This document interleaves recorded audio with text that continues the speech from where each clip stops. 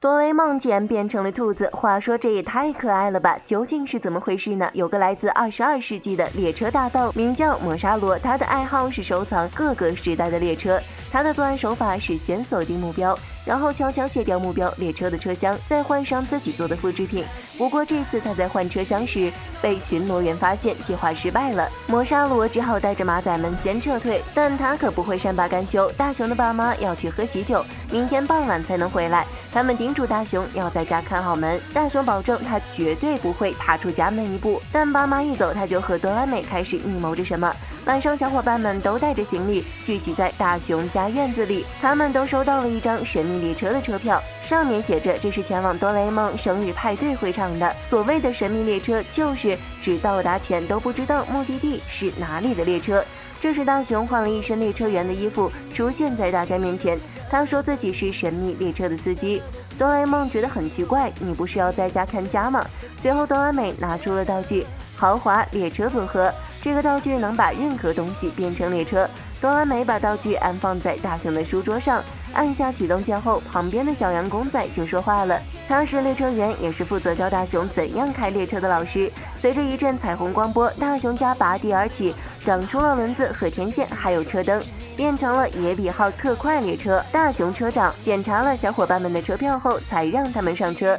这样既能看家，还能出去玩。大雄还真是看家鬼才。大雄的书桌变成了驾驶室，他将自己写好的行程单交给小羊，结果因为字写得太丑被嫌弃了。大雄现在还只是见习驾驶员，小羊详细的指导了大雄一些轨道基本常识和列车的操控方法，并强调要用手指着说出确认指令。然后这趟奇妙之旅就正式出发了。哆啦美请小夫和胖虎帮忙把辅助轨道铺好，这样野比号就能开到正式的轨道上了。哆啦美先走了，因为她要负责整理好刚才的辅助轨道，然后再飞去目的地准备派对的美食。野比号刚出发，摩沙罗的马仔就检测到了这个从未见过的列车。不过摩沙罗还在忙着修平板电脑，没时间去查看。小伙伴们第一次从这样的角度欣赏他们生活的城市。小夫兴奋地在车上拍照，但由于房子体积太大，房顶一直摩擦着顶部的电线，他们艰难地通过狭窄的隧道，又差点与其他列车相撞。虽然家居都固定好了，但这样下去确实比较危险。于是小羊教大雄把房子切换成了列车模式，在这种模式下，原本臃肿的房子分解了真正的三节列车。墙上长出了窗户，厨门变成了列车门，这样不仅更安全，还有了更加沉浸式的列车体验。摩沙罗一行的平板修好了，他们正在跟踪昨天没偷到手的列车。马仔通过摄像头看见了野比号，并拿给摩沙罗看。这人一看见野比号奇妙的木质结构，就立即被吸引，他当机立断，停止跟踪前方的列车，转而去寻找野比号。他暗暗发誓，一定要收藏这辆奇特的列车。小伙伴们在列车上吃美食，欣赏烟花，穿过夜景璀璨的城市，穿过静谧蔚蓝的大海。可惜的是，大雄要专心驾驶，不能离开座位去自由玩耍。还有路过的司机和他们打招呼。小伙伴们想玩游戏，哆啦 A 梦拿出了道具，这是一种类似大富翁的桌游。哆啦 A 梦拿出来的自然是要更特殊一点。他们摇骰子决定棋盘上小人的行走格数，随着野比号的行进，他们的外观会发生变化。静香抽到的是到有牙音的车站为止变成公主，然后她就穿上了漂亮的公主裙。胖虎是到迷音的车站为止变无敌，然后她就变成了穿着盔甲的骑士。小夫是到吃音的车站为止变傲慢，然后他就变成了国王。哆啦 A 梦则是到有魔的车站为止变成兔子。就这样，可爱的哆啦兔子就出现了，赶紧截图吧各位。经过带有吃和魔的车站后，小夫和哆啦 A 梦恢复了原样。小夫抽到的下一张牌是到有迷音的车站为止变透明，哆啦 A 梦是到有欧音的车站为止变成狸猫。虽然哆啦 A 梦不喜欢自己是狸猫，不过这可爱的模样真是萌的全场血槽清空。随后列车到达了山治车站，列车长大雄需要休息一会儿，野比号就在这里停下了。大雄第一次开列车能开成这样，值得表扬。到了这一站，静香也恢复了原状，大雄尿急去上厕所了，而小夫则拿着相机下车，这里拍拍那里拍拍。糟糕的是，摩沙罗一号竟然已经找来了这里，他们密谋要偷野比号的事被小夫听见了，他想赶紧回去告诉大家，休息时间结束，下一站就是终点站了。哆啦 A 梦和胖虎坐在车上，总感觉少了什么，很显然他们忘记了小夫，大家没等他上车就把车开跑了，只会叫妈妈的小夫只好鼓足勇气偷偷挤上了摩沙罗罗一伙人的小车，马仔们隐隐感觉这小车比刚才更挤了。静香在列车上惬意地泡着澡，磨砂罗的马仔已经悄悄在拆车钩了。驾驶室立即响起警报，提醒有异常。大雄来到后面查看，发现第3节车厢竟然没了。哆啦 A 梦刚想拿道具，却发现自己变成了狸猫，这身装扮无法主动脱落，所以4次元口袋没法使用。这时他们发现有辆小黄车渐渐逼近，而且丝毫没有要停的意思。为了避免两车相撞，大雄只好去驾驶室开车。可他刚踏上楼梯就被甩了下来，磨砂罗把剩下的2列车厢也拉走了，大雄怎么也追不上。这下大家彻底分开了，哆啦美还在海边悠闲地等着他们来参加聚会。大雄和小羊徒步往前走着，小羊很郁闷，作为列车员，这是他最失态的一次。既然连车都被人偷走了，他一直喋喋不休，甚至觉得这都怪大雄新承担的字写得太丑。大雄没力气吵架，只想赶快找到大家。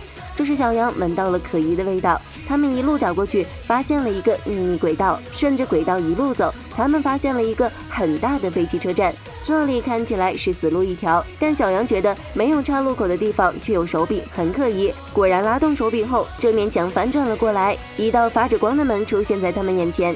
走进去一看，有好多门和轨道交错相连，这里是4次元轨道，有各式各样的列车散落在空中。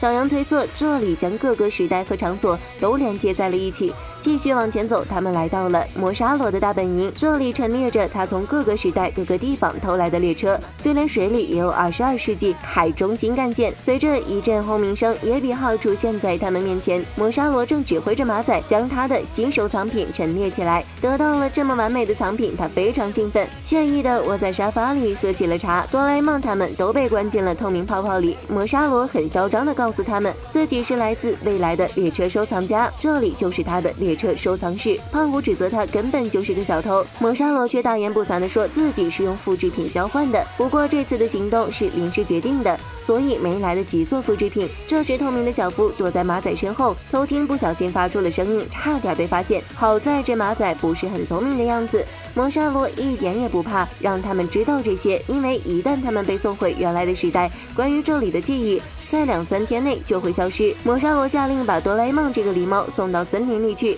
马仔按下开关，哆啦 A 梦就被装进笼子里，一路往外运送，把他眼睛都晃晕了。幸好哆啦 A 梦在门外被大雄救了下来，不过现在他没有口袋，也无计可施。好在他们可以找小夫帮忙，哆啦 A 梦将小夫的位置指给大雄看，趁着磨砂罗在吃东西，这是个好机会。马仔把大雄和静香的泡泡放了下来，准备给他们消除记忆。小夫立即上前抢夺遥控器，马仔看见这个相机竟然会自己动，就跑去追，然后就被大雄他们一把摁住了。大雄赶紧跑去操纵遥控器把大家救下来。胖虎现在还是无敌的状态，可以为他们挡下马仔的泡泡攻击，接下来还要想办法把野比号拿回来。磨砂罗已经发现遥控器被抢了，他手里也有一个遥控器。磨砂罗和哆啦 A 梦就这样两人一起遥控这些机械手，场面一度十分混乱。磨砂罗夹走了野比号，哆啦 A 梦也不甘示弱，混乱中静香掉下去了，一个马仔竟然救了他，连机器人也逃不过萌妹的魅力啊！不过磨砂罗的行为彻底惹怒了哆啦 A 梦，他夹起一辆非常珍贵的蒸汽列车威胁磨砂罗，如果再不放他们出去，就毁了他的藏品。磨砂罗刚做事投降，结果马仔就从哆啦 A 梦的背后抢走了遥控器，不过他太嘚瑟没看路，脑袋撞上柱子后，遥控器掉进了水里。两个遥控器是相连的，一个进了水后，另一个也报废了。然后这些机械手就开始不受控制的将一台台列车都扔进了水里，其中还有他最珍贵的藏品。磨砂罗心痛到无法呼吸，他为了救列车，自己也掉进了水里。大雄他们趁机开走野比号逃了出去。第一次他们走错了门，到了北国飘雪的时代，然后他们又倒回去走了一次，却不小心将准备追他们的磨砂罗一伙又撞了下去，终于成功回到了原来的路线上。结果阴魂不散的磨砂罗硬是抓着他们的车尾又上来了，他们从最后一节车厢潜入了野比号，大家赶紧过去死死抓住门把手，死路不通，磨砂罗又转战车顶。胖虎站在车顶想拦住他们，结果他的无敌效果在这时候竟然失效了。小夫也想用透明的优势偷袭，但随着列车行进也失效了，真是屋漏偏逢连夜雨啊！随后哆啦 A 梦也来送人头，于是他们又被魔沙罗抓进了泡泡里。大雄很着急，他不小心把列车切换到了恐慌模式，叠叠号再次变形，有点移动城堡的味道了。混乱中，哆啦 A 梦抢到了魔沙罗的气泡枪，魔沙罗掏出个炸弹想吓唬吓唬他，结果他手一滑，炸弹落在屋顶上，把大雄家炸了个粉碎。幸好小羊立即让大雄摁下了重置键，驾驶室还能开，但眼看终点就在眼前，列车却没电了。只要到了终点站，哆啦 A 梦就能变回原样了。于是大雄咬紧牙关下去推车，他使出浑身解数，憋得脸都紫了。大家伙一起帮他加油鼓劲。终于，列车到达终点站，哆啦 A 梦的狸猫形象失效了。他立即拿出各种道具收拾魔沙罗一伙，道具在手，天下我有。魔沙罗一伙立马就被收拾了一顿。随后，哆啦美带着时空刑警队及时赶到，魔沙罗一伙被捉拿归案，大雄家也被哆啦美用复原光线修好了。因为等了很久，哆啦美给大家做了满满一桌好吃的。经历了重重劫难，他们终于可以聚在一起吃美味的大餐，为哆啦 A 梦过生日啦！大家伙都笑得很开心。好了，本期问题，你们还想要哆啦 A 梦变成什么动物？欢迎大家留言、点赞和关注哦！咱们明天见。